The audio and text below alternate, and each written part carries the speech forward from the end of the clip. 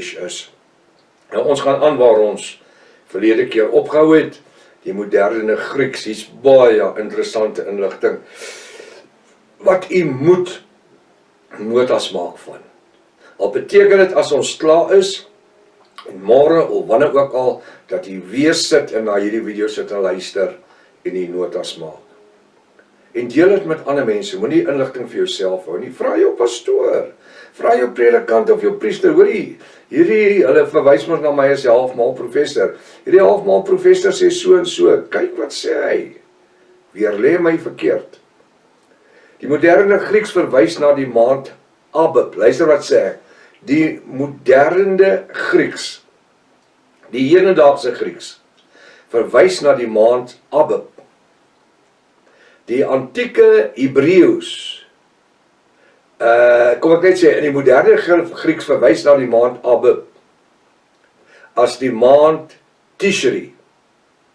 Die maand Abib is Hebreëus, die antieke Grieks verwys na die antieke Hebreëse maand as Abib, wat ook dan in die moderne Grieks Tishri is. So Tishri en Abib is dieselfde maand, wat ook deur ons in 2016 as die maand Oktober geken word.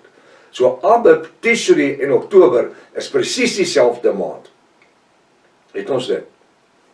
Dit is in Oktober maand, om dit vir ons maklik te maak, vir u wat nie 'n Hebreëse kalender het nie. Abib is dus die antieke Hebreëse naam vir die maand van die uittog van die volk van Israel uit Egipte. Wat 'n maand? Abib. Nie Tishri nie. Tishri is eers later gekom, nadat Israel onder die Babyloniese ballingskap was. Daar so 570 voor Jafashua. Daar het die nuwe Grieks sy ontstaan gehad. Nee, ek praat nou die mekaar. Daar het is die oorspronklike Hebreërs korrup gemaak deur die Talmud, die mondelingse Torah, né? Ek sal meer oor die goed sê later. Abib is dus die antieke Hebreëse naam vir die maand van die uittog van die volk van Egipte. Dit was in 430, dis na 430 jaar in ballingskap. Hierdie naam van die maand van die uittog is Abib. Daai tyd het nie Tishri bestaan nie, en daar het nie Oktober bestaan nie. Abib. En nie die maand Nisan of April nie. Want vandag verwys hulle na Nisan, die 4de maand, wat natuurlik dan ook April is in die 4de maand. Dit is hier waar die skommeling kom, waar die New-Agers vir jou die mekaar gaan maak met hulle leerstellinge. Die maand Abib is die eerste maand van die jaar in die antieke Hebreëse kalender en val saam met ons hedendaagse kalender in Oktober maand. So ons gebruik die verwysings en die konnektasies, dat jy kan sien presies waar dit val. So, waar begin die antieke Hebreëse nuwe jaar? In ons Oktober maand. Wat nie vir hulle Oktober maand is nie, want daar was nie so maand gewees nie. Dit was Abib. Die internet beweer dat die maand Abib eerder in die lente maand moes wees. Luister nou mooi. Waarin die Israeliete uit Egipte sou getrek het. En dit sou dan die tyd wees wanneer die fees van die ongesuurde brode gevier moes word. Wat volgens die Bybel is in die maand Abib of Tishri, die moderne Hebreëus wat Oktober vir ons is, moet wees. Dit is uiters noodsaaklik om op te let hoe Satan dit self probeer om die verskillende antieke Hebreëse maande te verander. Hy verander dit, om by sy leuns in te pas. En hierdie internetleens word dan so ook deel van die onskuldige, godsdienstige mense se leefwyse. Hoe jammerlik. Hoekom? Want hulle weet nie. Hulle weet nie. As ons as jong mense, toe ons jong mense was, hierdie inligting gehad het, sou ons soveel meer ryker in die gees gewees het. Die leuns van die internet oor die maand Abib, het jy gehoor? Die leuns van die internet oor die maand Abib. Die internet verklaar. A. Tydperk. Dit stem ooreen met die laatlengte in Israel, wat Maart, April of Nisan is. Het jy gehoor wat sê die internet? Ek gee nou vir jou internet inligting. Ek is nou by punt A. Die tydperk. Die internet kom en hy sê, dis nie Abib nie. Dit gebeur in Maart of in April, dis Nisan. Nou wil ek net iets sê. Maart is nie Nisan nie. April is Nisan, die 4de maand. Nisan in die moderne Hebreë, in die antieke Hebreëus, of aan die antieke Grieks. Kom ons gaan terug. A, die tydperk, dis wat die internet sê. Dit stem ooreen met die laatlengte, jy moet mooi luister. Lengte, waar Oktober maand alweer herfs is in Israel. Want 25 Desember is winter in Israel. Daar's daar nie skape op die lande nie, want hulle mos die koor met die geboorte van liewe Jesus, dan sing hulle mos en die engele sing van die skaapwagters op die veld en als. Dis die grootste dogmatiese leuen wat hulle jou ooit geleer het. Yahshua kon nie op die 25ste Desember gebore word nie. Hoekom nie? Want koning Herodes sou nie 'n volkstelling gehou het in die winter nie. Dis in die hartjie van die winter. Eerstens is daar nie weiding op die velde nie. So wat soek die skaapwagters met die bokkies buite in die veld? En dan staan die die 3 wyse manne met die ou klein en ook die herders, dan staan hulle met die ou klein lammetjie. Skape lam nie in die winter daar nie. Verstaan? Dis in die lente. Maar nou wil hulle bewys dat die uittog van Egipte, die uittog van Israel uit Egipte, het in die lengte maand gebeur. Nou, wanneer is die lengte maand? Dit is Maart, April. Daar's die, miskien nog Mei ook. Het ons dit? So, A, die internet verklaar die tydperk, dit stem ooreen met die laatlengte in Israel. Dis Maart, April of Nisan. Hier is geen Bybelse verwysing dat die volk Israel in die lengte uit Egipte getrek het nie. Daar's geen Bybelse bewys nie. Dit is net nog 'n onbybelse gissing. En hierdie het deel geword van baie mense se teologie en dogma. B, betekenis. Die naam Abib beteken koringare. Is ek reg? Natuurlik.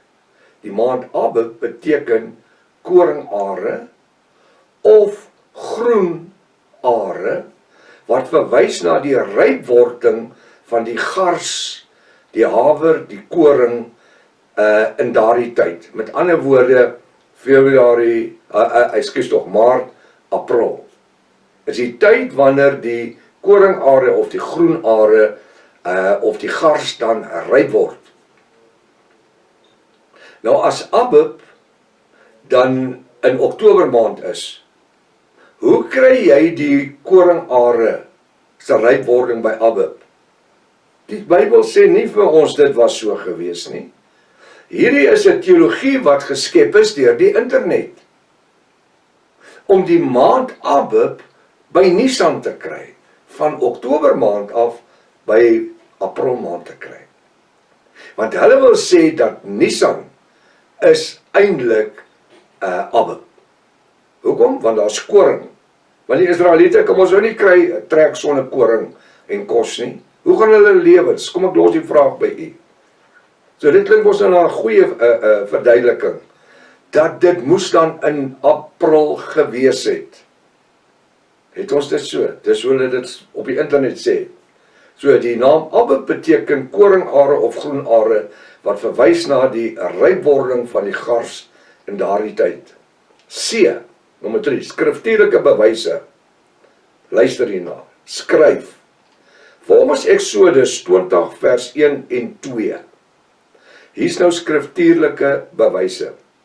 Vers 1, dis Eksodus, ek gesê nou 20, ekskuus tog 12. Eksodus 12 vers 1 en 2, ek dink ek gesê 20. Eksodus 12 vers 1, en Jahwe die Almagtige, dit is, kyk my vingers, die Here, vir die ouens wat jy weet nie, het met Moses en Aaron in Egipte gespreek en gesê, vers 2, hierdie maand, kyk na my vingers, Abib. Hy het nie gesê Tishri of November nie, Abib. Moet vir julle, dis die volk Israel, kyk mooi wat ek sê, nie vir die heidene nie, vir die volk Israel. Die begin van die maand vir die jaar wees. Dit moet wat? Die maand Abib, wanneer julle gaan uittrek, moet die begin, met ander woorde, die eerste van die maand vir die jaar wees. So, wanneer is ons eerste dag van ons nuwe maand en ons nuwe jaar? Sê jy gou vir my. Kom, wanneer vier ons die eerste dag van die nuwe maand van die nuwe jaar? Wanneer die horlosie oorslaan van 12 uur na 'n minuut oor 1, dan blaas die trompette en die ouens skiet klappers en dan sing hulle lank mag hulle lewe en al die goed. Dan is dit die nuwe jaar. So in die wêreld, volgens die Romeinse kalender, 'n minuut na 12 begin die nuwe jaar. Maar dit gebeur nie met die Hebreërs nie. Want die Hebreërs werk op die Hebreëse kalender. Jahwe is besig om vir hulle 'n kalender te gee, want hulle was 430 jaar in ballingskap, wat hulle nie in hulle kalenders gewerk het nie. Hulle is saam met die Egiptenare se kalenders gelewe. En dan sê Jahwe, as julle vanaand uittrek onder hierdie bloed wat aan die kusyne is, kusyne en die deurpos, as julle uittrek, julle moet daai bloed aansmeer en die bokkie en die lammetjie opeet, die pasgalam, die pasjaglam, ons gaan sien. Julle moet klaarmaak, want as julle uittrek, as die son sak, nie 'n minuut na 12 nie, as die son sak, dan sal dit vir julle wees die eerste dag van die nuwe maand van die nuwe jaar Abib. Ons gaan sien hoe die Bybel dit vir ons gee, aanhoudend wat hy verwys na Abib en nie Nisan nie. So wat is dit? Eksodus 12 vers 2. Hierdie maand Abib, kyk vir my vingers, moet vir julle die volk Israel die begin van die maand vir die eerste jaar wees. Dit moet vir julle, dis die volk Israel en nie enige heidene nie. Die eerste van die maand van die jaar wees. Staan dit so in jou Bybel? Lieg ek? Ek lees vir jou wat daar staan in die 33 Afrikaanse Bybel. Dit moet die eerste van die maand van die jaar wees. Die eerste van 'n nuwe maand van 'n nuwe jaar. Dit moet vir julle wees, die begin. Eksodus 20 vers 4. Dit is deur Jahwe die Almagtige, die skepper van hemel en aarde, aangewys as die eerste maand. Staan dit so in jou Bybel? Natuurlik. So wat is die eerste maand?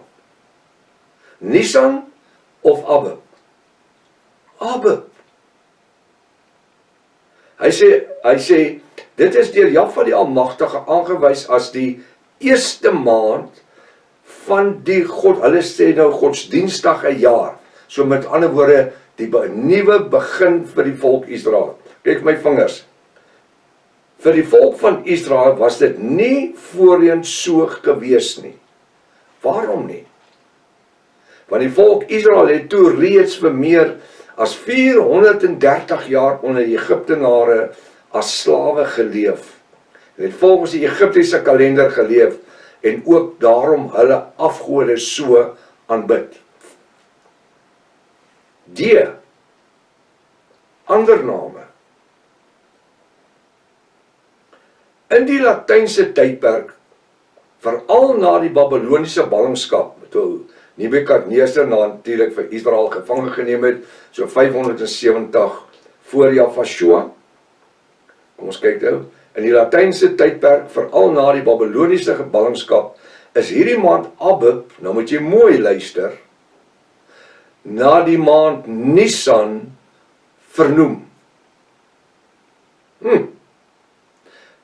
Ons hoor vir die eerste keer werklik die naam Nisan. Dis nie Nisan wat 'n bakkie is nie. Nee. Dis nie 'n Nisan bakkie nie, dis die maand Nisan met dis N-I-S-A-N, 1S.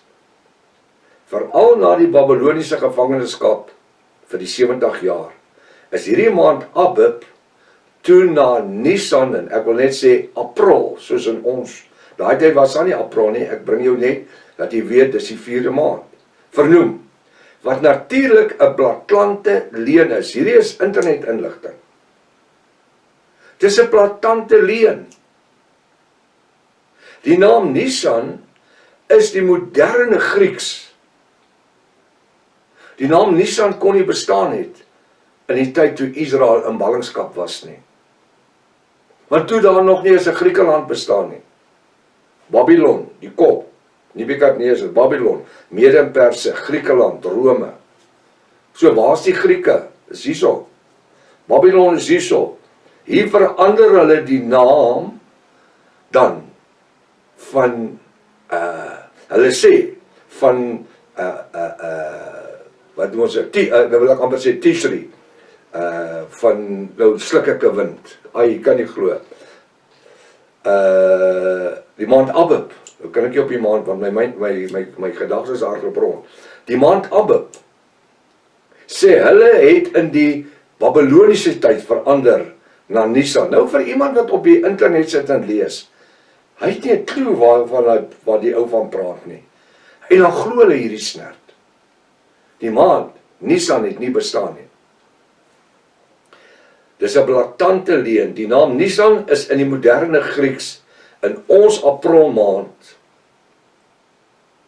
En die maand Tishri is in die moderne Grieks die maand Abib. Ons het mos gesê wat dan ons maand Oktober is.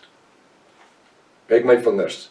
Die Latynse taal het eers onder die Romeine ontwikkel na die 6de eeu na Jafashua. 600 jaar na Jafashua het Latyns eers werklike taal geword. Die Latynse taal het eers onder die Romeine ontwikkel en eers in die 6de eeu na Jafashua vervang Latyns die Griekse taal. Nou wil hulle kom en vir ons kom vertel dat die maand Nisan is 'n Latynse naam. 'n Latynse naam. In die tyd van Babylon, Grieks en Latyns, nee my ou, jy snyf jou pistousties. Gebeure.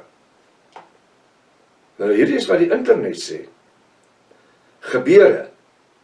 Die Pasga, hulle verwys, die internet verwys na die Paasfees. Wat het Jaffa gesê moet dit genoem word? Wanneer die bloed aan die kusyne smeer. Hulle was al eintlik 7 dae tevore, voor die bloed aan die kusyne gesmeer het, die Israeliete, was hulle besig met die voorbereiding van die Pasgalam. Dit was genoem die Pasga, nie die Paasfees nie. In die tyd waar die Israeliete in ballingskap was onder die Egiptenare, vir 430 jaar, was daar nie 'n paashoendertjie en 'n paaseier en 'n paashasie nie.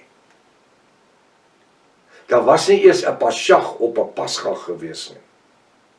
Maar nadat Jaffa nou met Moses gepraat het, praat hy met Israel oor die Pasjag, die Pasga, nie Paasfees nie.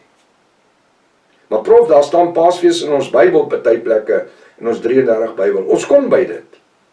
Dan gaan ek vir jou daai leen oopmaak. Gebeure, die Pasga, hulle sê in hakies die Paasfees, en die fees van die ongesuurde brode vind hierdie maand van Abib plaas. wanneer die volk van Israel die uittog uit Egipte land herdenk, volgens die antieke Hebreëse geskrifte, naamlik die Torah, het daar nog nooit so iets soos 'n Paasfees bestaan nie. In Moses se tyd, jou Torah is jou 5 Pentateuksboeke, die eerste 5 boeke in die Ou Testament. Daar was nie een keer in die Hebreërs na die naam Paasfees geskep nie.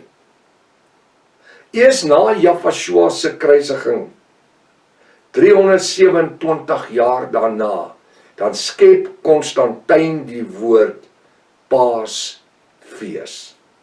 Daar was nie 'n woord Paasfees gewees voor dit nie.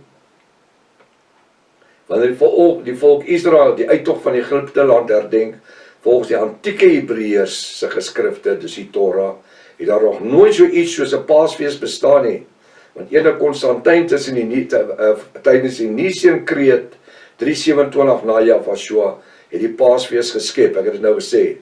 Die 3 verskillende godsdienste feeste, luister nou mooi, maak jou seatbelt vas. Die 3 verskillende godsdienstfeeste onder een Rooms-Katolieke heidense fees in te trek.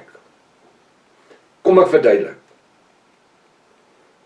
Op die stadium 327 by die Council of Nicene, wanneer Konstantyn die Paasfees instel,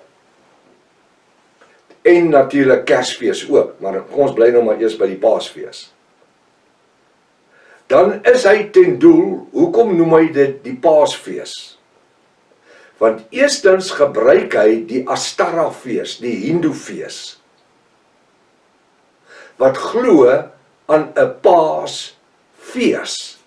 In hulle godsdiens, die Hindoe godsdiens, is daar 'n fees soos Paasfees, waarby 3 gode die rol speel. Elke Easter weekend of Paasnaweek, dan sien ons 3 goed in die winkels, sjokolades, mooi gemaak, die Engelse woord sê gedecorate. Dis 'n hoendereier,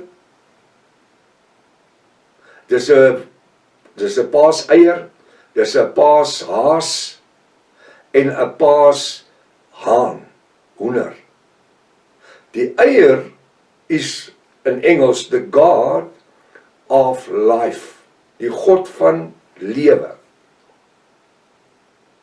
Die hoenderhaan is the sun god Yahweh. Hulle noem hom the sun god Yahweh. En die haas met sy hangoortjie is die unisex haas, the god of fertility, wat ook die moffies en die lesbiene se simbool is. Enige unisex ding het die haas met die een reg op oor en een oortjie wat hang. Nou kom ek net een ding sê. Ons vind in soveel protestante kerke oor Paasfees, waar hulle vat hoender, die paaseiers, hulle gaan koop hulle by Checkers of Spar of waar ook al, dan steek hulle in die kerk se tuine rond en dan soek die kinders na dit, en as hulle eier kry, dan kan hy nou 'n paashaas kry, en dan het hulle nou het hulle nou die hoenderhaan weggesteek, en as jy die paashaas gekry het, kan jy begin soek vir die hoenderhaan. In protestante kerke. Hoekom? Want die Rooms-Katolieke het juis hierdie naweek geskep. Hulle het juis hierdie tyd geskep. Konstantyn skep dan die Paasfees, wat 'n Hindoe afgod naweek aanbidding is. Ek wil sommer net hierso iets vra. Sê vir my, hoekom is Paasfees 1 jaar in die einde van Maart en die volgende jaar in die begin van April? Hoekom is dit nie elke jaar of in Maart of in April nie? Weet nie. Wel, die Hindoes werk op die volmaan. 1 jaar is die volmaan aan die einde van Maart, en die volgende jaar, hierso by die tweede week, die 10de van April, is dit die volmaan. Nou wil ek net sommer iets so ingooi, net met die verbygaan. As liewe Jesus dan gekruisig is op die Paasfees, die Goeie Vrydag, Hoe is dit 1 jaar in Maart en die volgende jaar in April? As jy mos nou 'n doodsertifikaat het, dan het jy net een doodsertifikaat. Jy mos nou nie een van Maart en een van April nie. Ek vra maar net so, net vir interessantheid ons halwe, en ons kom by dit. So wat doen Konstantyn? Hy gebruik die Hindoefees Astara, die Paasfees, en nou bou hy rondom dit 2 ander godsdienste weer vir in. Eerste, bring hy die uittog van Egipte, of die uittog van Israel, wat die Pasjag is, die Pascha.